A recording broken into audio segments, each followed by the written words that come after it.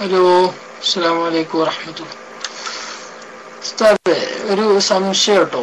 സംശയമല്ല, ഞാനിങ്ങനെ അതിനെ കുറിച്ചിട്ടൊരു ഡീറ്റെയിൽ ആയിട്ട് അറിയാൻ വേണ്ടിയിട്ടുള്ളൊരു കാര്യമാണ് ഉസ്താദിന് സമയം ഉണ്ടാവുമെന്ന് കരുതുന്നു.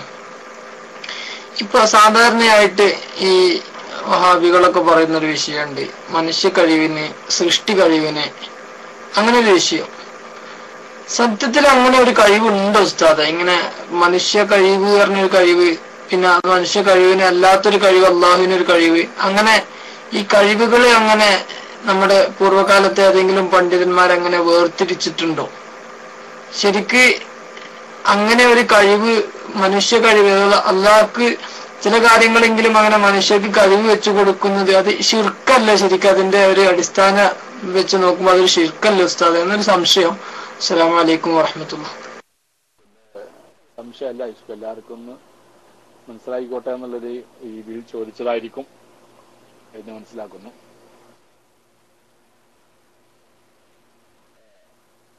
പൊതുവെ നമുക്ക് മനുഷ്യ കഴിവ് എന്ന് പറയുന്നതിന് വിരോധമൊന്നുമില്ല. പക്ഷെ അത് ഈ മൗലവിമാരെ അല്ലെങ്കിൽ ഇവർ സലഫികൾ ഉദ്ദേശിക്കുന്നത് പോലെയല്ല. മനുഷ്യ കഴിവ് എന്ന് പറയുമ്പോൾ സാധാരണഗതിയിൽ മനുഷ്യന്റെ അള്ളാഹു കൊടുക്കുന്നത് തന്നെയാണ് എല്ലാ കഴിവുകളും, യാതൊരു സംശയമില്ല. സാധാരണഗതിയിൽ മനുഷ്യന് കഴിയുന്ന കാര്യങ്ങൾ, അങ്ങനെ ഒരു കഴിവ് നമുക്ക് അങ്ങനെ ഒരു വിഭാഗമാക്കുന്നത് കൊണ്ട് വലിയൊരു അപാകത ഉണ്ടെന്ന് നമുക്ക് പറയാൻ കഴിയില്ല. പക്ഷെ ആ മനുഷ്യ കഴിവിന് അപ്പുറത്തുള്ള ചോദ്യം പറഞ്ഞിടത്താ പ്രശ്നമുള്ളത്.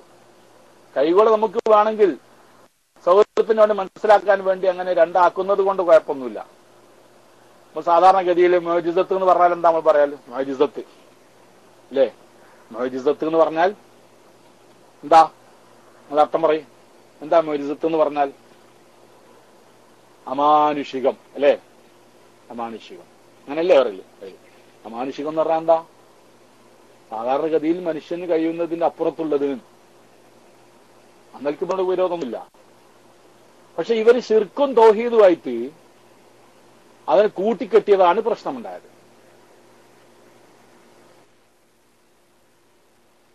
നമ്മൾ പറയുന്നത് ഒരു സാധാരണ മനുഷ്യന്റെ കഴിവ് ഉണ്ടാകും, അസാധാരണ മനുഷ്യന്റേതായ രീതിയിലുള്ള കഴിവുകൾ ഉണ്ടാകും.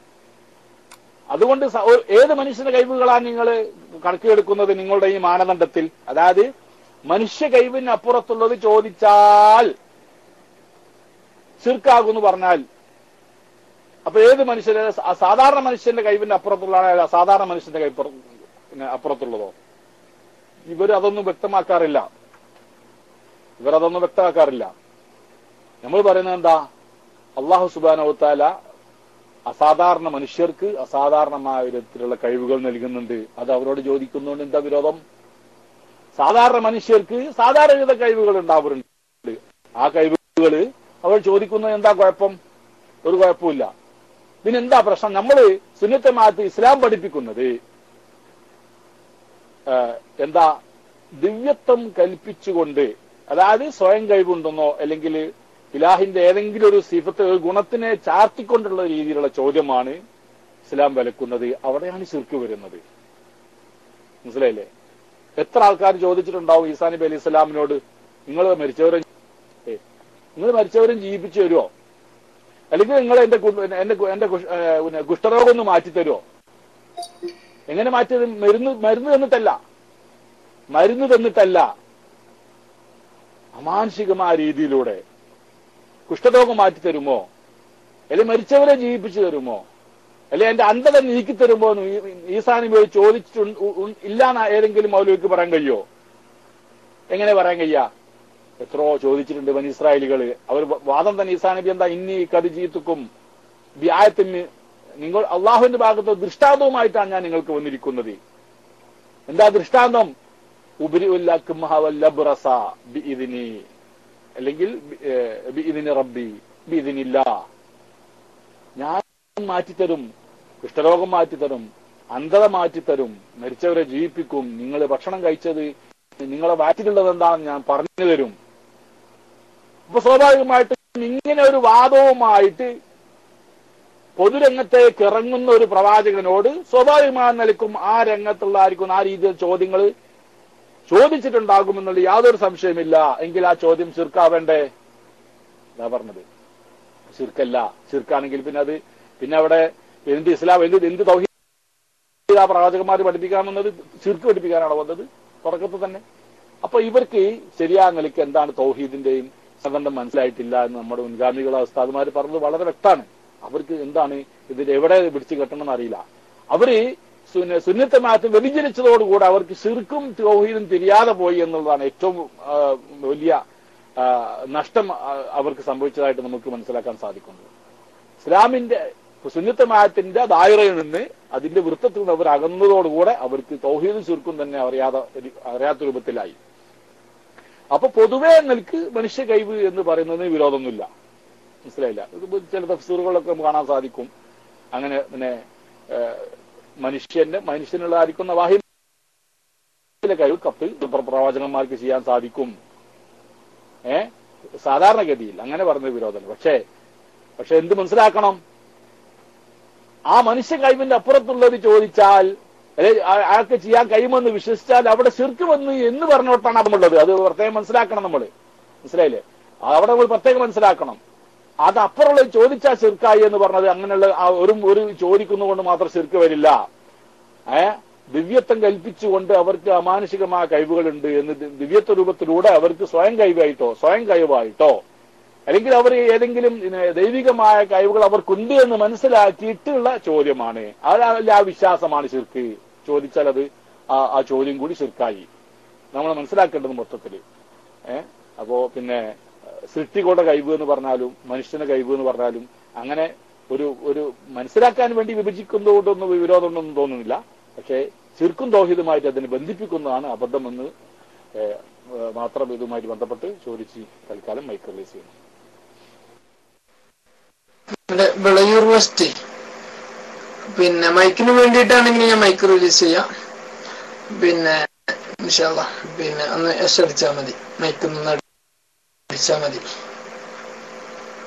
അപ്പൊ ഉസ്താദേ ഈ ഒരു വിഷയം തന്നെ അപ്പൊ ഇതിന്റെ മുമ്പ് അഥവാ ഇപ്പൊ കേരളത്തില് ഇപ്പൊ ഈ ഇബ്നു അബ്ദുൽ വഹാബിന്റെ ഗ്രന്ഥങ്ങളോ അങ്ങനെ ഇവരെ ഗ്രന്ഥങ്ങളിൽ പോലും ശരിക്കും ഇങ്ങനെ ഒരു മൈക്കിന് വേണ്ടിയിട്ടാ ഓക്കെ നിങ്ങൾ മൈക്ക് എടുത്തോളൂ ഇൻഷാ അല്ലാഹ്.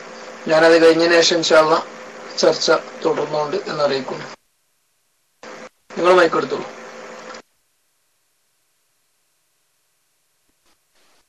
അസ്സലാമു അലൈക്കും ഉസ്താദേ. ഈ മനുഷ്യനുള്ള കഴിവ് അല്ലാഹു തആല മുന്നേ കൊടുത്തതാണോ അതോ അപ്പോഴക്കപ്പോഴാ അല്ലാഹു തആല കൊടുക്കുന്നതാണോ? മുന്നേ കൊടുക്കാന്ന് പറഞ്ഞാൽ മനുഷ്യനുണ്ടാക്കുന്നതിന് മുന്നേ, സൃഷ്ടിക്കുന്നതിന് മുന്നേ.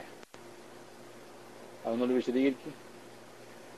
മനുഷ്യന് മുന്നേ കൊടുക്കാന്ന് പറഞ്ഞാൽ മനുഷ്യനെ സൃഷ്ടിച്ചതിന് ശേഷം അള്ളാഹു കൊടുക്കുന്നതാണെന്നോ അല്ലെങ്കിൽ അങ്ങനെ മനസ്സിലാക്കണ്.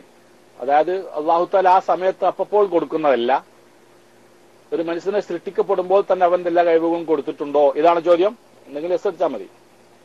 അങ്ങനെ ആയിരിക്കണം ഞാൻ മനസ്സിലാക്കുന്നത് അല്ലേ? അതെ. അത് അങ്ങനെ ഒരു കഴിവ് അള്ളാഹു സുബ്ഹാനഹു വ തആല എല്ലാ വസ്തുക്കൾക്കും, മനുഷ്യനിന്ന് മാത്രമല്ല എല്ലാ വസ്തുക്കൾക്കും അങ്ങനെ തന്നെ ആയിരിക്കുമല്ലോ അല്ലേ? ആനക്ക് ആനന്റെ കഴിവ്, മുയലിന്റെ കഴിവ്, മനുഷ്യന്റെ കഴിവ്, അതുപോലെ പിന്നെ ഏത് വസ്തുവിനും കഴിവുകളൊക്കെ അത് സൃഷ്ടിക്കപ്പെടുമ്പോൾ കൊടുത്തിട്ട് ഇപ്പൊ അള്ളാഹു തആലക്ക് ഒരു പണിയില്ല ഈ രീതിയിലാണ് എങ്കിൽ അത് ശരിയല്ല. അള്ളാഹു സുബ്ഹാനഹു വ തആലക്ക് എന്ത് പേരുണ്ട്? റബ്ബ്. അൽഹംദുലില്ലാഹി റബ്ബിൽ ആലമീൻ. എന്താണ് റബ്ബിന്റെ അർത്ഥം? എന്താണ് റബ്ബിന്റെ അർത്ഥം? റബ്ബ് എന്ന് പറഞ്ഞാൽ തർബിയത്തു ഷൈഅൻ ഫശൈഅൻ, ഒരു വസ്തുവിനെ അല്പാൽപമായിട്ട് അതിനെ ഇങ്ങനെ വളർത്തിക്കൊണ്ടേ വരിക എന്നുള്ളതാ, പരിപാലിച്ചുകൊണ്ടേയിരിക്കുക എന്നുള്ള റബ്ബ്. സൃഷ്ടിച്ചിട്ട് അങ്ങനെ ഒഴിവാക്കി പോകുന്നതല്ല ഇവര് വിശ്വസിക്കുന്നത് പോലെ മറ്റേ പോറ്റി വളർത്തുന്നവൻ. അല്ലാഹു തആല എപ്പോഴും റബ്ബ തർബിയത്ത് ചെയ്തുകൊണ്ടേയിരിക്കുകയാണ് അല്ലാഹു തആല സൃഷ്ടികൾക്ക്. ആ സൃഷ്ടി ഇല്ലായ്മയെന്ന് അല്ലാഹു തആല സൃഷ്ടിക്കുന്നു. അതിനുശേഷം ആ സൃഷ്ടിക്ക് അതിന് ജീവിക്കാൻ ആവശ്യമായിരിക്കുന്ന എല്ലാ കഴിവുകളും അല്ലാഹു തആല ആ സെക്കൻഡിന് അല്ലെങ്കിൽ മൈക്രോ സെക്കൻഡ് കൂട്ടിക്കോളൂ നിങ്ങൾ, ആ സമയത്തൊക്കെ അല്ലാഹു തആല നൽകിക്കൊണ്ടേയിരിക്കുകയാണ്. ഞാനിപ്പോൾ സംസാരിച്ചു കൊണ്ടിരിക്കുമ്പോൾ എന്റെ ഓരോ വാക്കുകളും പുറത്തേക്ക് വരുന്നത് അല്ലാഹു തആല ആ സെക്കൻഡിൽ അതിനുള്ള കഴിവ് തന്നത് കൊണ്ടാണ്. ഒരു സെക്കൻഡ് അല്ലാഹു തആല എടുത്തു കളഞ്ഞാൽ പിന്നെ ഒരൊറ്റ അക്ഷരം എനിക്ക് പറയാൻ കഴിയില്ല. കഴിവുകളെല്ലാം അല്ലാഹു തആല ഒരു വസ്തുവിനും കഴിവ് മുൻകൂട്ടി കൊടുത്തിട്ടില്ല. പിന്നെന്താ അതിന് കഴിവ് എന്ന് പറഞ്ഞ രണ്ട് അർത്ഥത്തിന് ഉപയോഗിക്കാറുണ്ട്. കഴിവ് എന്ന് പറയുന്ന രണ്ട് അർത്ഥത്തിന് ഉപയോഗിക്കാറുണ്ട്. ഇപ്പൊ നമ്മൾക്ക് പറയുന്നുണ്ട് സാധാരണഗതിയിൽ നിസ്കാരത്തിന് ഒരു ഫർളാണ് നിൽക്കാൻ കഴിവുള്ളവൻ നിൽക്കുക എന്നുള്ളത്. അപ്പം മുല്ലേരങ്ങളിലെ പറഞ്ഞ കഴിവ് എന്ന് പറഞ്ഞാൽ അപ്പപ്പോ കൊടുക്കണമല്ലോ. അപ്പം കയ്യോ ഇല്ല എന്നിങ്ങനെ അറിയാം, നിന്ന് നോക്കിയെങ്കിലല്ലേ അറിയുള്ളൂ. അപ്പൊ അതിന്റെ അർത്ഥം എന്താണ്? കഴിവ് എന്ന് പറഞ്ഞാൽ ആ സാധാരണഗതിയിൽ നിൽക്കാനുള്ള ആയുധങ്ങൾ, ആലാത്ത്, അസ്ബാബുകൾ ഉണ്ടായിരിക്കുക എന്നുള്ള. അപ്പൊ കാലില്ലാത്തവർത്തനോട് ഇസ്ലാം എന്ത് പറയുന്നില്ല? നിസ്കാരത്തില് നിന്ന് നിസ്കരിക്കടോ എന്നുള്ള കൽപ്പന അല്ല, അവിടെ നിൽക്കണമെന്ന് പറയുന്ന കൽപ്പന അവിടെ ഇല്ല. എന്തുകൊണ്ട്? അസ്ബാബില്ല. നിൽക്കാനുള്ള കാരണമല്ലേ കാല് എന്നുള്ളത്. അല്ലെ കുഴഞ്ഞു കിടക്കുകയാണ്, ആരോഗ്യമില്ലാതെ കിടക്കുകയാണ്. അപ്പോ അതൊരു കാരണം, അസ്ബാബ് അവിടെ ഇല്ലാത്തത് കൊണ്ടിട്ട് അവനോട് കൽപ്പനയില്ല. അപ്പൊ അസ്ബാബുകൾക്ക് ആലാത്തുകൾക്കും കഴിവ് എന്ന് പറയാറുണ്ട്. ആ നിലയ്ക്ക് കഴിവുകൾ കൊടുത്തിട്ടുണ്ട് നമുക്ക് പറയുമ്പോഴേ ഇവിടെ വേറെ പ്രത്യേകം നമ്മൾ വേർതിരിച്ച് മനസ്സിലാക്കേണ്ട ഒരു പോയിന്റാണ് ഇവിടെ. മനസ്സിലായില്ലേ? വേർതിരിച്ച് മനസ്സിലാക്കേണ്ട ഒരു പോയിന്റാണ്. എന്താ? കഴിവുകൾ കൊടുത്തിട്ടുണ്ട് എന്ന് പറയുന്നത് ഈ അസ്ബാബ് ആലത്തുകളാണ് കേട്ടാ. നമ്മൾ സാധാരണ സംസാരത്തിലൊക്കെ ഓന് പറയാൻ കഴിവുണ്ടോ, ഓൻ പ്രസംഗിക്കാൻ കഴിവുണ്ടോ, അല്ലെങ്കിൽ ഓൻ ഇങ്ങോട്ട് വരാൻ കഴിയോന് എന്ന് ചോദിച്ചാൽ എന്താ മുല്യ നിങ്ങൾ പറഞ്ഞ വരാൻ കഴിയും? കഴിവ് അല്ല അപ്പപ്പോ കൊടുക്കണല്ലേ? നിങ്ങൾ അങ്ങനെ ചോദിക്കാൻ പറ്റുമോ? അപ്പപ്പോ കൊടുക്കണല്ലേ? ആ അർത്ഥത്തിനല്ല നമ്മൾ പറയുന്നത്. എന്താ സുഹൃത്തുക്കളെ, അവന് വരാൻ കഴിയുമോ, അവനത് പറയാൻ കഴിയുമോ, അവനത് ആ പാട്ടൊന്ന് പാടാൻ കഴിയുമോ എന്നൊക്കെ ചോദിച്ചാൽ അതിനർത്ഥം അസ്ബാബ് ആലത്തുകൾ അവന് ഉണ്ടോ ഇല്ലേ, അതിനുള്ള പക്വതകൾ അവനുണ്ടോ ഇല്ലേ എന്നുള്ളതാണ്. ഒരുവൻ പാട്ട് പാടുമ്പോൾ അവനക്ക് ലഭിച്ചുകൊണ്ടിരിക്കുന്ന ആ ഊർജ്ജം അല്ലാഹു ആ നിമിഷം കൊടുത്തുകൊണ്ടിരിക്കുകയാണ്. ഒരാൾ പ്രസംഗിക്കുമ്പോൾ അയാൾക്ക് ആവശ്യമായിരിക്കുന്ന ഊർജ്ജം അനുനിമിഷം അല്ലാഹു കൊടുത്തുകൊണ്ടിരിക്കുകയാണ്. ഒരാൾ എഴുതുമ്പോൾ അതിന്റെ കഴിവുകൾ അല്ലാഹു അനുനിമിഷം കൊടുത്തുകൊണ്ടിരിക്കുകയാണ്. ആ കഴിവുകൾ അല്ലാഹു തആല പ്രവൃത്തിയോടുകൂടെ ഉണ്ടാവുക. അത് ഖുദ്റത്തു മഅൽ ഫീൽ. ഈ ഖുദ്റത്ത് പ്രവർത്തനത്തോടുകൂടെ നമ്മുടെ അഖീദയുടെ ക്ലാസുകളിലൊക്കെ അത് വിശദമായിട്ട് നമ്മൾ പ്രതിപാദിച്ചിട്ടുണ്ട്. 2-3 കിതാബുകൾ അതുമായിട്ട് ബന്ധപ്പെട്ട അതൊക്കെ നമ്മൾ വിശദമായി പറഞ്ഞിട്ടുണ്ട്. അവർക്ക് കഴിവ് നിൽക്കാൻ കഴിവുള്ളവർ നിൽക്കണം, അല്ലെങ്കിൽ ഹജ്ജിന് പോകാൻ കഴിവുള്ളവർ ഹജ്ജ് ചെയ്താൽ മതി. മനിസ്തതാ ഇലൈഹി സബീല അല്ലെ, അങ്ങനെ പറയല്ലേ? മനിസ്തതാ ഇലൈഹി സബീല ലില്ലാഹി അലന്നാസി ഹിജ്ജുൽ ബൈത്തി മനിസ്തതാ ഇലൈഹി സബീല. എന്താ അതിന്റെ അർത്ഥം? കഴിവുള്ളവര് ചെയ്താൽ മതി. അപ്പൊ നിങ്ങൾ കഴിവ് അപ്പപ്പോ കൊടുക്കണമല്ലോ. അപ്പൊ ഇങ്ങനെ കഴിവ് കിട്ടുമല്ലേ എന്നത് മുൻകൂട്ടി അറിയാൻ ചോദിച്ചാൽ, കഴിവ് മുൻകൂട്ടി കിട്ടുമോ അറിയാൻ ചോദിച്ചാൽ, പിന്നെ ഇങ്ങനെ ഹജ്ജിന്റെ കാര്യം ഇവിടെ മനിസ്തതാ ഇലൈഹി സബീല കഴിവുള്ളവൻ ഹജ്ജ് ചെയ്താൽ മതി. കഴിവ് അവിടെ മുൻകൂട്ടി ഉണ്ടോ? ആ കഴിവ് മുൻകൂട്ടി ഉണ്ട് എന്ന് പറയപ്പെടുന്ന കഴിവ് ഏത് കഴിവാണ്? അത് ആലാത്ത അസ്ബാബുകളാണ്. മനസ്സിലായില്ല? അതുള്ളവനോട് ആണ് ആ പറയുന്നത്. അപ്പൊ കഴിവ് എന്ന് പറഞ്ഞ രണ്ടർത്ഥത്തിനുണ്ട്. ഒന്ന് പ്രവർത്തിക്കപ്പെടുമ്പോൾ ഉണ്ടായിക്കൊണ്ടിരിക്കുന്ന ഊർജം, ഒന്ന് അതിനാവശ്യമായിരിക്കുന്ന ആലാത്തുകൾക്കും കഴിവ് എന്ന് പറയും. ഇപ്പൊ മനസ്സിലായില്ല? അപ്പൊ കഴിവുകൾ സുന്നത്ത് ജമാഅത്തിന്റെ വിശ്വാസം എന്താ? കഴിവുകൾ പ്രവർത്തനത്തിനോട് കൂടെയാണെന്ന് പറയുമ്പോൾ ഞാൻ ഈ പ്രസംഗിച്ചുകൊണ്ടിരിക്കുന്ന പറഞ്ഞുകൊണ്ടിരിക്കുമ്പോൾ എനിക്ക് അതിനാവശ്യമായിരിക്കുന്ന ഊർജ്ജങ്ങൾ മുഴുവനും അതിന്റെ എല്ലാ ഘടകങ്ങളും അല്ലാഹു തആല ആ സമയത്ത് നൽകിക്കൊണ്ടിരിക്കുകയാണ്. പക്ഷെ ഞാൻ സംസാരിക്കുമ്പോൾ എനിക്ക് ആവശ്യമുള്ളത് ഒരു വസ്തുവാണ് വായ എന്ന് പറയുന്നത്.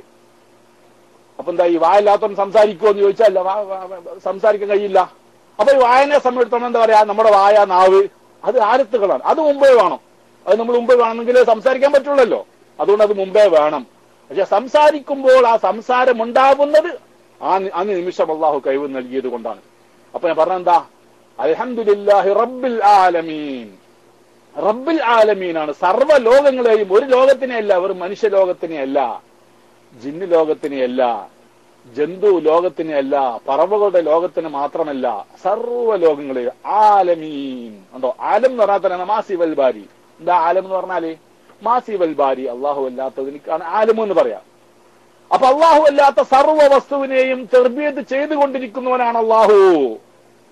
അല്ലേ ഇതിന്റെ അർത്ഥം? അല്ലേ? റബ്ബി എന്നാണ്. റബ്ബ് ഇസ്മു ഫായിലാണ്. മുറബ്ബി കഴിവും എല്ലാ കാര്യങ്ങളും അള്ളാഹുത്താല അപ്പപ്പോ കൊടുത്തുകൊണ്ട് തെർബിയത്ത് നടത്തിക്കൊണ്ടേയിരിക്കുക. അള്ളാഹുത്താല റബ്ബാണ്, റബ്ബുൽ ആലമീനാണ്. ഫറവനോട് ഞാൻ പറഞ്ഞത് റബ്ബുൽ ആലമീൻ നീ അംഗീകരിക്കണം. അവൻ ചോദിച്ചു ഒമാ റബ്ബുൽ ആലമീൻ, ആലമീൻ. അവിടെ എല്ലാ പ്രവാചകന്മാരും പ്രബോധനം ചെയ്തതാണ് അള്ളാഹു റബ്ബാണ്. ആ കഴിവുകളൊക്കെ അനുനിമിഷം നൽകിക്കൊണ്ടിരിക്കുകയാണ്. അസ്ബാബ് ആലത്തുകളൊക്കെ അള്ളാഹു സൃഷ്ടിപ്പിലൊക്കെ കൊടുക്കും, ചിലക്ക് കൊടുക്കാതിരിക്കും, ചിലക്ക് കൊടുക്കും. പക്ഷേ അത് പ്രവർത്തിക്കുമ്പോൾ ഉണ്ടാകുന്ന കഴിവുകൾ അന്നിമിഷം ലഭിച്ചുകൊണ്ടിരിക്കുന്നതാണെന്ന് പരിശുദ്ധ ഖുർആനും ഹദീസുകളും വേറെയും ഒരുപാട് തെളിവുകൾ നമുക്ക് കാണാൻ സാധിക്കുമെന്ന് ആ വിഷയവുമായി ബന്ധപ്പെട്ട് ഞാൻ തൽക്കാലം മൈക്ക് റിലീസ് ചെയ്യുന്നു.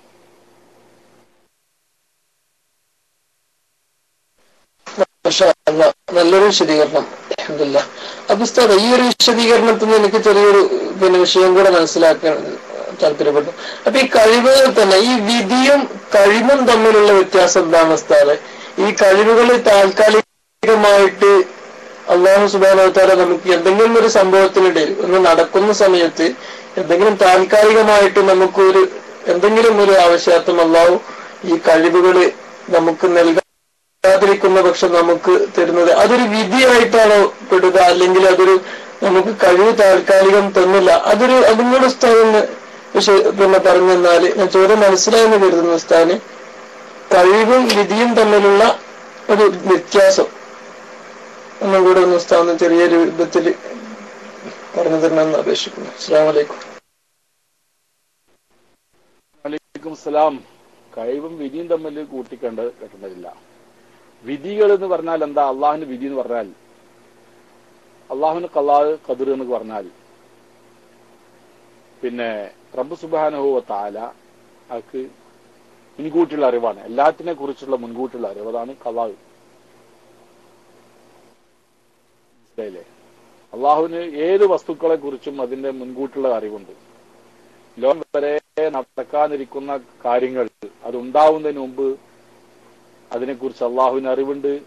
ആ അറിവിനനുസരിച്ചുകൊണ്ട് കാര്യങ്ങൾ നടക്കുന്നതിനാണ് ഖദർ എന്ന് പറയാം. ഈ അറിവിനാണ് ഖലാ എന്ന് പറയാം. ഇതിന്റെ അറിവിനാണ് ഖലാ എന്ന് പറയുന്നത്. അപ്പൊ വിധി എന്ന് പറയുന്നത്, ഞാൻ ചോദിച്ച ചോദ്യം അതാണെന്ന് മനസ്സിലാക്കുന്നത്. വിധി എന്ന് പറയുന്നത് അള്ളാഹു സുബ്ഹാനഹു വ തആല ഓരോ വസ്തുവിനെ സൃഷ്ടിക്കുന്നതിന് മുമ്പ് അതിന്റെ ഗതി എങ്ങനെയായിരിക്കും, അത് എങ്ങനെയായിരിക്കും ഉണ്ടാവും, അത് ഉണ്ടായാൽ എങ്ങനെ ഉണ്ടാകും, ഉണ്ടാവാതിരുന്നാൽ എങ്ങനെ ഉണ്ടാകും എന്നുമായി ബന്ധപ്പെട്ട എല്ലാ വിഷയങ്ങളും അള്ളാഹു തആല മുൻകൂട്ടി അള്ളാഹുവിന്റെ അറിവിലുണ്ട്. അതിനാണ് നമ്മൾ എന്ത് ചെയ്യുന്നത്? ഖലാ എന്ന് പറയുന്നത്. ആ അറിവിനനുസരിച്ച് കൊണ്ട് കാര്യങ്ങൾ ഉണ്ടാക്കുന്നതിനാണ്, അതിനൊരു പ്ലാനിങ്ങിനാണ് എന്തെന്ന് പറയുന്നത്? ഖദർ എന്ന് പറയുന്നത്. അതിന്റെ ഒരു പ്ലാനിങ് ഉണ്ട്. നമ്മൾ എന്ത് വസ്തു ഉണ്ടാക്കുന്നതിനെ സംബന്ധിച്ച് എന്തുണ്ടാവും? അതിന് മുൻകൂട്ടി ഒരു പ്ലാനിങ് ഉണ്ടാവും. ആ പ്ലാനിങ്ങിന് നമ്മൾ എന്ത് പറയും? പിന്നെ അത് നമ്മൾ ഖലാ, അതനുസരിച്ച് ഉണ്ടാക്കുന്നതിന് ഖദർ എന്നും പറയും. അപ്പോ നമ്മൾ പറയുന്ന കഴിവ് എന്ന് പറഞ്ഞാൽ അത് നമുക്ക് അള്ളാഹു നൽകുന്ന പിന്നെ ഓരോ കാര്യങ്ങൾ നടത്താൻ ആവശ്യമായിരിക്കുന്ന കഴിവുകളാണത്. ആ കഴിവുകള് അള്ളാഹു നമുക്ക് നമ്മുടെ പ്രവർത്തനങ്ങൾ ഉണ്ടാകുന്ന സന്ദർഭത്തിലാണ് ആ കഴിവ് അള്ളാഹു നമുക്ക് നൽകുന്നത്. തന്നെയാണെന്ന് വിഷയം മനസ്സിലായിട്ടുണ്ടാവുമെന്ന് കരുതുന്നു. അല്ലെങ്കിൽ എനിക്ക് അത്ര ആ വിഷയം മനസ്സിലായിട്ടുള്ള നിങ്ങളെ ചോദ്യത്തിന് ഈ കഴിവും ഇതുമായിട്ട് എന്താണ് ബന്ധം എന്നുള്ളത് കേട്ടപ്പോൾ എനിക്ക് ഓടിയിട്ടില്ല. പിന്നെ വേറെ ചോദിക്കുന്നതാണ്, ഒരു മിനിറ്റ്, വാ ഇല്ലാതെ അള്ളാഹുവിന് സംസാരിപ്പിക്കാൻ കഴിയുകയില്ലേ? അള്ളാഹുവിന് സംസാരിപ്പിക്കാൻ കഴിയൂല എന്ന് ചോദിച്ചാൽ പിന്നെ സംസാരിപ്പിക്കാൻ കഴിയും. അള്ളാഹു ഖുർആനിൽ പറഞ്ഞിട്ടുണ്ടത് അല്ലേ? വായില്ലാതെ അള്ളാഹു തആലക്ക് സംസാരിപ്പിക്കാൻ കഴിയുന്ന അള്ളാഹു ഖുർആനിൽ പറയുന്നത് അൽയൗമ നഖ്തിമു അലാ അഫ്വാഹിഹിം വതുകല്ലിമുനാ ഐദീഹിം വതശ്ഹദു അർജുലുഹും ബിമാ കാനൂ യക്സിബൂൻ. അതാണ് അല്യോമ അല്ലേ? ഇന്ന് എന്ത് ചെയ്യും? നിങ്ങളുടെ കൈകാലുകൾ നമ്മോട് സംസാരിക്കുന്ന ദിവസമാണ്. അങ്ങനെയുണ്ട്. പക്ഷെ നമ്മൾ പറയുന്നതല്ല, സാധാരണ മുംകിനായ ഉണ്ടാവാനും ഉണ്ടാവാതിരിക്കാനും പറ്റുന്ന കാര്യങ്ങളുമായിട്ട് അള്ളാഹുവിന്റെ പ്രവർത്തനങ്ങൾ ബന്ധിക്കുകയുള്ളൂ. എന്ന് പറഞ്ഞാൽ ഇപ്പോ ഞാനൊരു ഉദാഹരണത്തിലൂടെ നിങ്ങൾക്ക് മനസ്സിലാക്കി തരാം. ഒരു ചെറിയ സൂചിന്റെ ദ്വാരത്തിനുള്ളിൽ കൂടി വലിയൊരു ഒട്ടകത്തിനെ പ്രവേശിപ്പിക്കാൻ പറ്റുമോ? സാധിക്കുമോ? അത് പറയും. ഈ സൂചിന്റെ ഓട്ട വലുതാക്കാതെയും ഒട്ടകത്തിനെ ചെറുതാക്കാതെയും, ചോദ്യം മനസ്സിലാക്കണം, സൂചിയുടെ ദ്വാരം വലുതാക്കാതെയും ഒട്ടകത്തിനെ ചെറുതാക്കാതെയും സൂചിയായിരിക്കെ, ഒട്ടകത്തിന്റെ സാധാരണ വലിപ്പം ഉണ്ടായിരിക്കെ അതിലൂടെ ഒരു വസ്തുവിനെ കണ്ട് കടത്താൻ കഴിയുമോ? സാധാരണഗതിയിൽ ഇല്ല. അള്ളാഹുവിന് സാധിക്കുമെന്ന് പറയാൻ അള്ളാഹു അങ്ങനെ പറഞ്ഞിട്ടില്ല. അള്ളാഹുവിന് സാധിക്കും എന്ന് പറഞ്ഞാല് അള്ളാഹുവിന് സാധിക്കുമോ? ഇല്ല. അള്ളാഹുവിന് സാധിക്കൂല എന്നല്ല, ആ പറച്ചിൽ തന്നെ ഒരു തെറ്റിദ്ധാരണ രൂപത്തിലാണ്. അള്ളാഹു സുബ്ഹാനഹു വ തആലയുടെ പ്രവർത്തനങ്ങൾ അതുമായി ബന്ധിക്കൂല. അള്ളാഹുവിന്റെ പ്രവർത്തനം ഇതുമായിട്ട് ബന്ധിക്കൂല. അള്ളാഹു പറഞ്ഞില്ലേ, അവിശ്വാസികളായിരിക്കുന്ന ആളുകൾ ലാ യദ്ഖുലൂനൽ ജന്നത ഹത്താ യലിജൽ ജമലു ഫീ സമ്മിൽ ഖിയാത്ത്. അവിശ്വാസികളായിരിക്കുന്ന ആളുകൾ ഒരിക്കലും സ്വർഗത്തിൽ കടക്കൂല. ഏതുവരെ കടക്കൂല? ഖുർആനിൽ പറഞ്ഞതാ, മനസ്സിലാക്കണം. ഖുർആനിൽ പറഞ്ഞതാ. എന്താ പറഞ്ഞത്? ഹത്താ യലിജൽ ജമലു ഫീ സമ്മിൽ ഖിയാത്ത്. ഇങ്ങനെയുള്ളത്. പിന്നെ സൂചിയുടെ ദ്വാരത്തിനുള്ളിൽ കൂടെ ഒട്ടകം പ്രവേശിക്കാത്ത കാലത്തോളം ആര് കടക്കൂല? അവിശ്വാസികൾ സ്വർഗത്തിൽ കടക്കൂല. അപ്പൊ ഇതിന്റെ അർത്ഥം എന്താണ്?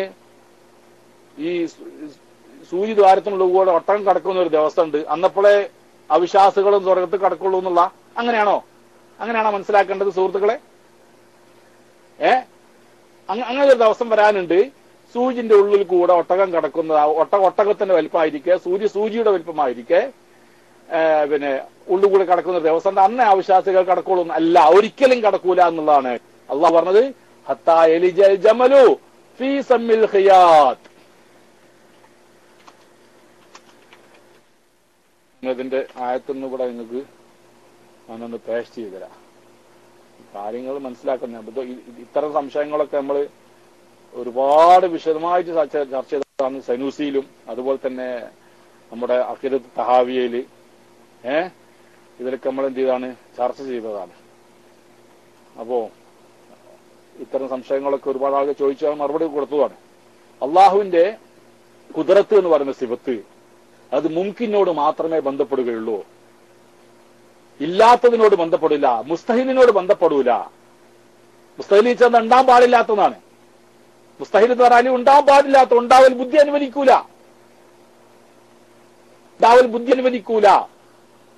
അതാ മുസ്തഹിലു. ഉണ്ടാവാൻ അള്ളാഹുവിന് സാധിക്കുന്ന പറഞ്ഞാൽ അള്ളാഹുവിന് ഖുദ്റത്ത് ബന്ധിക്കുന്നില്ല, അതിന് സാധിക്കുന്നല്ല പറയേണ്ടത്. അള്ളാഹുവിന് അങ്ങനെ സാധിക്കും പറഞ്ഞാൽ പിന്നെ അള്ളാഹുവിന് ഖുദ്റത്ത് ബന്ധി ഇന്നല്ലാഹ അലാ കുല്ലി ഷൈഇൻ ഖദീർ എന്നാണ്. നോക്കി, ഇന്നല്ലാഹ അലാ മാ യശാഉ ഖദീർ. അള്ളാഹുവിന് സാധിക്കുമെന്ന് വിശ്വസിക്കാൻ നമ്മോട് കൽപ്പനയില്ല. ഏതിന്? എങ്ങനെ സാധിക്കുമെന്ന് അതാ പറഞ്ഞത്. എങ്ങനെ സാധിക്കും എന്നാ വിശ്വസിക്കുന്നത്? അള്ളാഹുവിന്റെ ഖുദ്റത്തിനോട് ബന്ധിക്കൂല എന്നാ വിശ്വസിക്കേണ്ടത്. സാധിക്കൂല എന്നുള്ളതല്ല. അള്ളാഹുവിന്റെ ഖുദ്റത്ത്, അതായത് ഞാൻ ചോദിക്കട്ടെ, പിന്നെ ഈ രണ്ടും കൂടിയാൽ ഞാൻ ചോദിക്കട്ടെ, രണ്ടും കൂടി എത്ര ആവുക? 4 അല്ലേ ആവുക? രണ്ടും ചേർന്നാൽ എത്ര ആവുക? 4. എന്നാ അള്ളാഹു തആലക്ക് രണ്ടും കൂടിയ 3 ആക്കാൻ കഴിയും എന്ന് പറഞ്ഞാൽ നിങ്ങൾ വിശ്വസിക്കുന്നുണ്ടോ? അള്ളാഹു തആലക്ക് അങ്ങനെ 3 ആക്കാൻ കഴിയും? അങ്ങനെ വിശ്വസിക്കുന്നുണ്ടോ നിങ്ങൾ? രണ്ടും കൂടിയാൽ അങ്ങനെ വിശ്വസിക്കുന്നുണ്ടോ? അങ്ങനെ പറയാൻ പറ്റുമോ? ഇല്ല. അള്ളാഹു തആലക്ക് രണ്ടും കൂടി പിന്നെ 3 ആക്കാൻ കഴിയും. ഇതില്ല സുഹൃത്തുക്കൾ, അതാ പറഞ്ഞത്. അങ്ങനെ ഒരു ചില കാര്യങ്ങളൊക്കെ ഉണ്ട്, നമ്മൾ മനസ്സിലാക്കേണ്ട ചില കാര്യങ്ങളൊക്കെ ഉണ്ട്. അള്ളാഹുവിന് സാധിക്കോടോ? 10 25 ആക്കാൻ അള്ളാഹു തആല കഴിയുമെന്ന് വെച്ചാൽ 10 20 ആവുള്ളൂ. അത് ദുനിയാവിലും ആഖിറത്തിലൊക്കെ 10 20 തന്നെയാണ് അല്ലേ? അങ്ങനെയല്ലേ ഇസ്ക് മദീന? സ്വർഗം ഉണ്ടെന്ന് പറയാം. എത്ര സ്വർഗം ഉണ്ടെന്നാ അത് പറഞ്ഞത്? 8 സ്വർഗം ഉണ്ടെന്ന് പറഞ്ഞു. അത് ദുനിയാവിൽ 8 എണ്ണല്ല, അവിടുത്തെ 8 എണ്ണം വേറെ കോലത്തിലാന്ന് പറയാൻ പറ്റുമോ? ഇവിടുത്തെ 8 തന്നെയാണ്, അവിടുത്തെ 8 എണ്ണം. മനസ്സിലായില്ലേ? 10 20 തന്നെയാണ്. 1 2 തന്നെയാണ്. അള്ളാഹു തആലക്ക് 1 3 ആക്കാൻ കഴിയുമെന്ന് പറഞ്ഞാൽ എത്രമാത്രം നിരർത്ഥകമാണത്. അതാ പറഞ്ഞത്, അള്ളാഹുവിന്റെ ഖുദ്റത്ത് മുംകിൻ, ഉണ്ടാവാനും ഉണ്ടാവാതിരിക്കാനും പറ്റുന്ന വസ്തുവിനോട് അള്ളാഹുവിന് ഖുദ്റത്ത് ബന്ധിക്കുള്ളൂ. പറ്റുന്നോട് അള്ളാഹുവിന് ഖുദ്റത്തിന് ബന്ധിക്കൂല. അതുകൊണ്ട് അത് കഴിയാൻ പറ്റൂല. പിന്നെ അത് അള്ളാഹുവിന് കഴിയൂല എന്നല്ല പറയുന്നത്. കഴിയൂല എന്ന് പറഞ്ഞാല് കഴിയുന്ന സാധനം ചെയ്യാതിരിക്കുന്നതിനാണ് കഴിയൂല എന്ന് പറയാം. സാധാരണഗതി അള്ളാഹുവിന് ചെയ്യാൻ പറ്റുന്ന കാര്യത്തെ ചെയ്യാതിരിക്കുന്നതിനാണ് കഴിവില്ല എന്ന് പറയല്. ഇത് അള്ളാഹുവിന്റെ അങ്ങനത്തെ വസ്തുവിനല്ല ഇവിടെ. അങ്ങനത്തെ വസ്തു ഇല്ലാത്തത് കൊണ്ട് അതിനോട് അള്ളാഹുവിന് ഖുദ്റത്ത് ബന്ധിക്കൂല എന്നാ പറയുന്നത്. ഇതുപോലെ നമ്മൾ ചില കാര്യങ്ങൾ മനസ്സിലാക്കേണ്ടതുണ്ട്. ഇബ്ലീസ് വന്നില്ലേ, ഇത് ഏത് പ്രവാചകനായിരുന്നു? ഇദ്രീസ് നബി അലൈഹി സ്വലാത്തു വസ്സലാം. ഇദ്രീസ് നബി അലൈഹി സ്വലാത്തു വസ്സലാം തന്റെ വസ്ത്രം തുന്നിക്കൊണ്ടിരിക്കുക.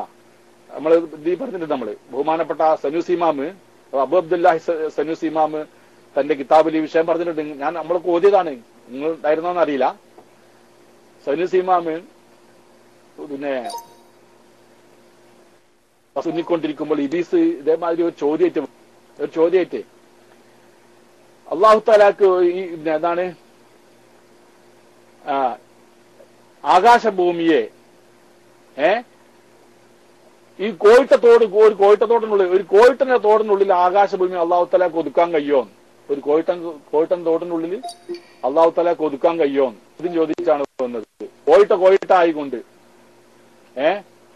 ഒരു കോഴിട്ടാന്ന് നമ്മൾ പറയട്ടാ, നിങ്ങൾ എന്താണ് കോഴിമുട അല്ലേ, കോഴിമുടാന്ന് പറയും. കോഴിമുട്ടയൊക്കെ ഉള്ളിലായിട്ട് ആകാശഭൂമികളാകാൻ പറ്റുമോ? അപ്പോ കോഴിമുട്ട ആയിക്കൊണ്ട് ചെറുതായിക്കൊണ്ടിരിക്കുക, ആകാശഭൂമി അതിന്റെ വലുപ്പത്തിലും കോഴിമുട്ടന്റെ വലുപ്പത്തിലായിട്ട് ഈ കോഴിമുട്ടന്റെ ഉള്ളിൽ ഭൂമി ആകാശത്തിന് അള്ളാഹു തആലക്ക് ഒതുക്കാൻ പറ്റുമോ എന്ന് ചോദിച്ചു. അപ്പോ ഇദ്രീസ് നബി അലൈഹി സ്വലാം തന്റെ പിന്നെ കയ്യിലുള്ള സൂചി തുന്നിക്കൊണ്ട് സൂചി എടുത്ത ഒറ്റ കുത്തും എന്റെ കണ്ണില്. അള്ളാഹു തആലക്ക് ഇതിനുള്ളിൽ കൂടെ വേണമെങ്കിൽ അങ്ങനെ ആക്കാൻ പറ്റുമെന്ന് പറഞ്ഞിട്ട് സൂചിന്റെ ഈ ദോട്ടനുള്ളിൽ കൂടെ ഒരു കണ്ണിന്റെ കുത്തുത്തി എന്നുള്ളതാണ്. അപ്പൊ ഒരു തുന്ന അങ്ങോട്ട് തുന്നുമ്പോ തസ്ബീഹല്ലും, ഒരു ഇങ്ങോട്ട് തുന്നുമ്പോ വേറെ തസ്ബീഹൽ, അങ്ങനെയാണ് വസ്ത്രം തുന്നിക്കൊണ്ടേ ഇരിക്കുകയായിരുന്നു. ഇതിനെ അനുബന്ധിച്ചുകൊണ്ട് ബഹുമാനപ്പെട്ട അബു അബ്ദുല്ലാഹി സനൂസ് തങ്ങൾ പറഞ്ഞു, ഇതിന്റെ റിപ്പോർട്ട് എത്രമാത്രം ശരിയാണ് എന്നിരിക്കാലും അന്ന് വ്യക്തമായില്ലെങ്കിലും ഈ സംഭവത്തിന്റെ ആധികാരികത എത്രയാണെങ്കിലും ഇതിൽ ഒരുപാട് മസലകൾ നമുക്ക് പഠിക്കാനുണ്ട്, ഒരുപാട് മസലകൾ പഠിക്കാനുണ്ടെന്ന് പറഞ്ഞുകൊണ്ട് അതിൽ പറഞ്ഞ പ്രധാനപ്പെട്ട വിഷയത ഞാനിപ്പോ പറഞ്ഞ വിഷയമാണ് അള്ളാഹുവിന്റെ കുദ്റത്ത് മുംകിനായ പ്രവർത്തനം, അതായത് ഉണ്ടാവാനും ഉണ്ടാവാതിരിക്കാനും പറ്റുന്നത്. രണ്ടും കൂടിയാല് പിന്നെ രണ്ടും കൂടി 5 ആവുക എന്നുള്ളത് ഉണ്ടാവാൻ അസാധ്യമാണ്, അത് മുസ്തഹിലാണ്. 2 കൂടിയ 4 ആവുള്ളൂ. 1 കൂടിയ 2 ആവുള്ളൂ. 1 കൂടി 3 ആവുക എന്നുള്ളത് മുസ്തഹിലാണ്. അപ്പം ഈ അങ്ങനെ ഇങ്ങനത്തെ അള്ളാഹു തആലക്ക് കഴിയും 3 ആക്കാൻ കഴിയും എന്ന് പറയാൻ പറ്റൂല. അള്ളാഹു തആലക്ക് 2 കൂടിയാ 4 ആക്കാൻ 5 ആക്കാൻ കഴിയും പറയാൻ പറ്റൂല. അങ്ങനെ ആ പറച്ചിൽ തന്നെ അസ്ഥാനത്താണ് പറഞ്ഞത്. ആ പറച്ചിൽ തന്നെ അസ്ഥാനത്താണ്. മുംകിനായതിനോട് മാത്രം, ഉണ്ടാവാനും ഉണ്ടാവാതിരിക്കാനും പറ്റുന്നതിനോട് മാത്രം അള്ളാഹുവിന് ഖുദ്റത്ത് ബന്ധിക്കുകയുള്ളൂ. ഇതാണ് മനസ്സിലാക്കേണ്ടത്. അപ്പം പിന്നെ അതാ നേരത്തെ പറഞ്ഞ വിഷയവുമായിട്ട് ബന്ധപ്പെട്ടുണ്ടായ സംശയം ആയിരിക്കും. അള്ളാഹുവിന് വായില്ലാതെ സംസാരിപ്പിക്കാൻ സാധിക്കും, മറ്റുള്ളതിന് സംസാരിക്കാനുള്ളായിരിക്കുന്ന കഴിവ് അള്ളാഹുവിന് കൊടുക്കും. ഇതൊന്നുമില്ല. സൂചിയുടെ ദ്വാരം അള്ളാഹു ഖുർആനിൽ പറഞ്ഞതാ. ലയലിജൽ ജമലു എവിടെ ആയത്ത് വന്നിട്ടില്ല റബ്ബേ? വന്നിട്ടുണ്ട്. ഞാനിപ്പോ പിന്നെ എന്റെ വകയായിട്ട് പറയാൻ നിങ്ങൾ മനസ്സിലാക്കണ്ട, ഖുർആനിൽ തന്നെ പറഞ്ഞ ആയത്ത് ഞാനിപ്പോ എടുത്ത് പകരാം. ലമായ വിശദീകരിച്ചതാ. അലിമീങ്ങള് പേസ്റ്റ് ചെയ്ത് നോക്കിയോളൂ. അതിലെ ഇന്നല്ലദീന കദ്ദബൂ ബിആയാതിനാ വസ്തക്ബറൂ, സൂറത്തുൽ ആറാഫ് 7-ാമത്താണ് ഓർമ്മ അല്ലെ? 1 മുതൽ ഇന്നല്ലദീന കദ്ദബൂ ബിആയാതിനാ വസ്തക്ബറൂ അൻഹാ ലാ തുഫത്തഹു ലഹും അബ്വാബുസ് സമാഇ വലാ യദ്ഖുലൂനൽ ജന്നah. നമ്മുടെ ദൃഷ്ടാന്തങ്ങളെ തള്ളിക്കളയുന്ന വിഭാഗം ആളുകള് അവരതിനെ വിട്ട് അഹങ്കരിച്ചിരിക്കുന്നു. എന്ത് ഇസ്ലാമ്, എന്ത് നബി എന്നൊക്കെ പറഞ്ഞ് അതിനെ പരിഹസിച്ച് ധിക്കരിച്ചുകൊണ്ട് ഡിങ്കി മതം എന്നൊക്കെ മറ്റും മറിച്ചൊക്കെ പരിഹാസങ്ങളും വാക്കുകളൊക്കെ പറഞ്ഞിട്ട് അതിനെ തള്ളിക്കളയുന്ന വിഭാഗം ലാ തുഫത്തഹു ലഹും അബ്വാബുസ് സമാഇ, ആകാശങ്ങളുടെ വാതായനങ്ങൾ അവർക്ക് വേണ്ടി തുറക്കപ്പെടൂല. വലാ യദ്ഖുലൂനൽ ജന്ന, ഒരിക്കലും അവർ സ്വർഗത്തിൽ കടക്കാനും പോകുന്നില്ല. ഹത്താ യലിജൽ ജമലു ഫീ സമ്മിൽ ഖിയാത്ത്, സൂചിദ്വാരത്തിനുള്ളിൽ കൂടി അത് ചെറുതായിക്കൊണ്ടിരിക്കുമ്പോഴും ഒട്ടകത്തിന്റെ വലിപ്പമുള്ള അവസരത്തിലും ഒട്ടകം സൂചിപ്പഴുതിലൂടെ കടക്കുന്ന കാലം വരെ സ്വർഗത്തിൽ കടക്കൂല. മുജ്രിമീൻ, കുറ്റവാളികൾക്ക് ഇപ്രകാരമാണ് നാം ജസാവ് കൊടുക്കുക ചെയ്തതിന്. ഇവിടെ കണ്ടില്ലേ, ഹത്താ എലിജൽ ജമൽ ഫി സമ്മിൽ ഖിയാത്ത്. നമുക്ക് ഉറപ്പാ അതുണ്ടാവില്ല എന്നുള്ളത്. സൂചി ആയിക്കൊണ്ടിരിക്കുക, അതിലൂടെ അങ്ങനെ ഒട്ടകം കടക്കൂല മഞ്ഞമാരെ, കടക്കൂല, ഒരിക്കലും കടക്കൂല. ദുനിയാവിലും കടക്കൂല, ആഖിറത്തിലും കടക്കൂല, എവിടെയും കടക്കൂല. മനസ്സിലല്ലേ? അതിന്റെ അർത്ഥം എന്താണ്? തീരെ അവർ ഒരു കാലത്തും ഈ വിഭാഗം അള്ളാഹുവിന്റെ ദൃഷ്ടാന്തത്തെ തള്ളിക്കളയുകയും അതിനെ പരിഹസിക്കുകയും ധിക്കരിച്ച് പുറന്തള്ളുകയും ചെയ്യുന്ന ആളുകൾ ഒരു കാലത്ത് സ്വർഗത്തെ കടക്കൂല എന്നാ അതിന്റെ അർത്ഥം. അങ്ങനെയല്ല അർത്ഥം അല്ലേ? അങ്ങനെയല്ല തീർച്ചയായിട്ടും അതിന്റെ അർത്ഥം. നിങ്ങൾ പറയും, അങ്ങനത്തെ ആളുകൾ കിടക്കുന്ന സമയമുണ്ടോ? ഇങ്ങനെ പിന്നെ പരിഹസിച്ച് കിടക്കുന്ന ഒരിക്കലും കിടക്കൂല, ഉറപ്പാ. കാലാകാലം ഓരോർക്ക് സ്വർഗത്തിൽ കടക്കൂല എന്ന് അതിന്റെ അർത്ഥം. അപ്പൊ അള്ളാഹു പറഞ്ഞത് ഇങ്ങനെയാണ്, ഒട്ടകം സൂചിപ്പായത് കടക്കുന്നവരെ അത് ഉണ്ടാവില്ലല്ലോ, അത് ഉണ്ടാവില്ല എന്നർത്ഥം. അത് ഉണ്ടാവാൻ പോകുന്നില്ല. അതുകൊണ്ട് തന്നെ ആ സ്വർഗത്ത് കടക്കുന്ന പ്രശ്നമില്ല. ഞാൻ പറഞ്ഞതിന്റെ ആശയം അതാണ്.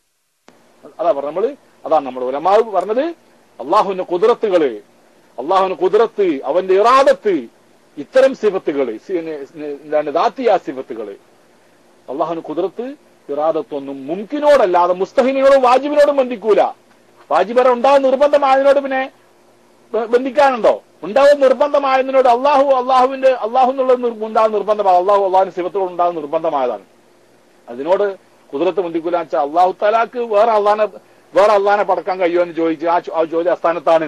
എന്തുകൊണ്ട് അള്ളാഹ്ക്ക് വേറെ അള്ളാനെ പടക്കാൻ കഴിയുമോ? അള്ളാഹു എന്ന് പറയാൻ എന്താവും? അതാണ് അള്ളാഹു എന്ന് പറഞ്ഞാൽ വാജിബുൽ വുജൂദ്, ഉണ്ടാവൽ നിർബന്ധമായവനാണ്. ഉണ്ടാവൽ നിർബന്ധമായതിനോട് പിന്നെ അതിനെന്തില്ല, അതിനോട് വേറൊരു ഒരു പ്രവർത്തനം അവിടെ ബന്ധിക്കൂല. ഉണ്ടാക്കാൻ അങ്ങനെ ഒരുത്തരുണ്ടാക്കാൻ പറ്റുമോ? ഉണ്ടാവൽ നിർബന്ധമായതിന് പിന്നെ ഉണ്ടാക്കാൻ പറ്റുമോ? ഉണ്ടാവൽ നിർബന്ധമായി കഴിഞ്ഞു, അത് ഉണ്ടായി കഴിഞ്ഞു, പിന്നെ അതിനുണ്ടാക്കാൻ കഴിയോ? തഹസിലുൽ ഹാസിലാണ്. ഉണ്ടായതിനെ പിന്നെ ഉണ്ടാക്കാൻ കഴിയൂല. ഒരിക്കലും നിങ്ങൾ പോയിട്ട് ഒരു റൂമിന്റെ വാതിൽ അടച്ചു കഴിഞ്ഞാൽ പിന്നെ പോയി അടക്കാൻ പറ്റുമോ? അത് തുറക്കണ്ടേ? അത് പിന്നെ പോയി തുറക്കണ്ടേ? സുഹൃത്തുക്കളെ, ഒരിക്കലും നിങ്ങൾ വാതിൽ അടച്ചു കഴിഞ്ഞാൽ പിന്നെ പോയിട്ട് അടക്കാൻ പറ്റുമത്? പിന്നെ അത് തുറക്കാൻ. അപ്പോ ഉണ്ടാതിനെ ഉണ്ടാക്കാൻ പറ്റില്ല, പിന്നെ ഉണ്ടാക്കാൻ പറ്റൂല. ഉണ്ടാവും നിർബന്ധമായതിനെ ഉണ്ടാക്കേണ്ട കാര്യമല്ല. ഒരിക്കലും ഉണ്ടാവാത്ത മുസ്തഹിലിനെ ഉണ്ടാക്കാൻ കഴിയൂല. അപ്പോ ഉണ്ടാവാനും ഉണ്ടാവാതിരിക്കാനും തുല്യമായ സാധ്യതയുള്ളതിനോട് മാത്രമേ അള്ളാഹുവിന്റെ കുദ്റത്ത് ബന്ധിക്കുള്ളൂ. ഉണ്ടാവാനും പറ്റും, ഉണ്ടാവാതിരിക്കാനും പറ്റും. ഉദാഹരണം പറയാം. നമുക്കിപ്പം ഒരു കാര്യത്തെ കുറിച്ച് പറയാണ്. ഉണ്ടാവും നിർബന്ധമാണ്, ഉണ്ടാവുകയും ചെയ്യാം, ഉണ്ടാവാതിരിക്കുകയും ചെയ്യാം. നാളെ മഴ വർഷിക്കുന്ന കാര്യം നാട്ടിലും കൂടെ സഹോദരി, നാളെ മഴ ഉണ്ടാവാൻ സാധ്യത ഉണ്ടോ, ഉണ്ടാവാതിരിക്കാൻ സാധ്യത, അതിനെക്കുറിച്ച് നമ്മൾ എന്തറിയാം? ഉണ്ടാവും എന്ന് പറയാം, അല്ലെങ്കിൽ ഉണ്ടാവില്ല എന്ന് പറയാം.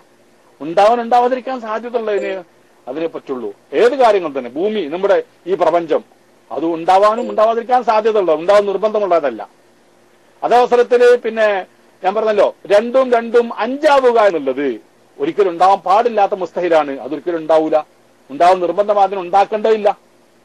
അപ്പോ വാജിബിനോടും മുസ്തഹിലിനോടും അള്ളാഹുവിന് കുദ്റത്ത് ബന്ധിക്കൂല. പിന്നെ ഉണ്ടാവാനും ഉണ്ടാവാതിരിക്കാനും സാധ്യതയുള്ള വസ്തുവിനോട് ഉണ്ടാക്കാൻ കഴിയുള്ളൂ. അതിന് ഉണ്ടാക്കാനും ഉണ്ടാക്കിയിട്ട് ഇല്ലാതാക്കാനും പറ്റുള്ളൂ.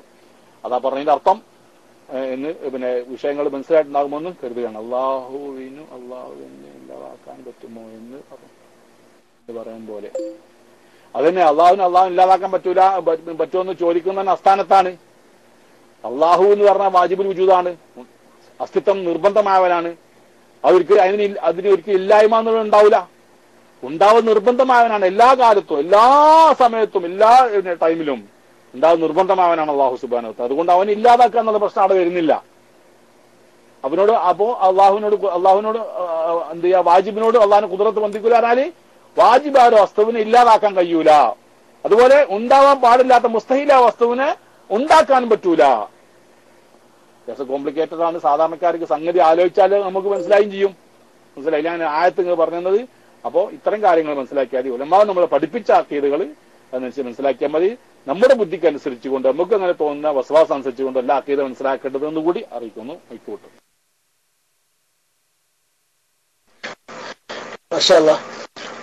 പിന്നെ ഒരു സാധനം ഈ ഒരു വിഷയം ഇപ്പൊ സ്ഥലത്ത് പറഞ്ഞൊരു വിഷയം ശരിക്ക് പിന്നെ അടിസ്ഥാനത്തിൽ നിന്നുകൊണ്ട് വളരെയധികം ചർച്ച ചെയ്യേണ്ട ഒരു വിഷയം തന്നെയായിരുന്നു ഉസ്താദ്. കാരണം യുക്തിവാദികളൊക്കെ പലപ്പോഴും ഈ പല ദൈവവിശ്വാസികൾ, അതിപ്പോ ഒരു ജാതിന്നോ ഒരു മതം എന്നോ അങ്ങനെ കണക്കൊന്നുമില്ല ഒരു വിഷയത്തിന്. പലപ്പോഴും ഒരു തെറ്റിദ്ധരിപ്പിക്കുന്ന ചില ഈ വിദ്യാർത്ഥിക്കാരെ പോലെ സംശയാസ്പദമായ രീതിയിൽ നമ്മുടെ മനസ്സിലേക്ക് കിട്ടുതരുന്ന ഒരു വിഷയമാണ് ഒരു വിഷയം. ഉസ്താദെ, പിന്നെ കൂട്ടത്തിൽ മറ്റൊരു ചോദ്യം, നേരത്തെ ഫസ്റ്റ് ചോദിച്ചെടുത്തേക്കാണ് ഒരു ചോദ്യം കൂടെ പോകുന്നത്. പിന്നെ ഈ കഴിവ് എന്ന് പറഞ്ഞ ഒരു സാധാരണഗതിയിൽ നമ്മൾ ഒരു മേശപ്പുറത്ത് വെച്ച ഒരു സാധനം എടുത്തു തരാനൊക്കെ പറയുമ്പോ സമീപത്തുള്ള ഒരാളോട് നമ്മൾ സാധാരണ അങ്ങനെ എടുത്തു തരാനല്ലേ പറയല്? അങ്ങനെയാണല്ലോ പറയല് സാധാരണഗതിയിൽ. ഇപ്പൊ ഒരു എന്റെ ഒരു സാധനം മേശപ്പുറത്തുണ്ട്, അത് ഇങ്ങോട്ട് എടുക്കൂ, അങ്ങനെയാണ് പറയില്ല. പക്ഷെ സാധാരണഗതിയിൽ അള്ളാഹുവിനോട് നമ്മൾ നേരിട്ട് അങ്ങനെ ചോദിക്കുമ്പോൾ നമുക്ക് അങ്ങനെ സാധാരണഗതിയിൽ അങ്ങനെ കിട്ടാറില്ല. അതിനുള്ളൊരു കാരണം എന്താണ് എന്നും കൂടി ഉസ്താദിന് പറഞ്ഞു തരണം. ഒരു സാധാരണ ഈ ഉസ്താദ് സാധാരണഗതിയിലുള്ള കാര്യങ്ങളെ കുറിച്ചിട്ടാണ് പറഞ്ഞത്, അതും കൂടെ ഒന്ന് ഉസ്താദ് പറഞ്ഞു തരണം. അസ്സലാമു അലൈക്കും.